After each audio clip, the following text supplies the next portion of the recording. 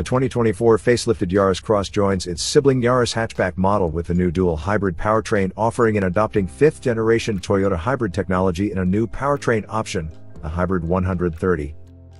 The established 1.5-liter full hybrid electric system has been equipped with a new transaxle that features a larger and more powerful electric motor generator. This, together with adjustments to the power control unit, delivers a 14% increase in total system output, from 116 to 132 horsepower.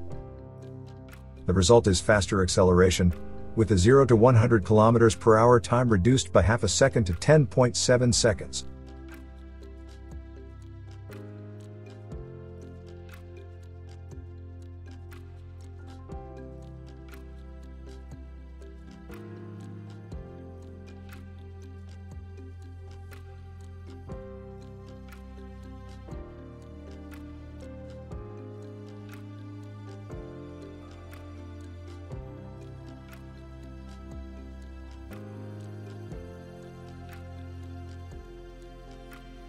The Yaris Cross inherits the comprehensive safety features under the umbrella term Toyota Teammate, which enhances driving ease and safety.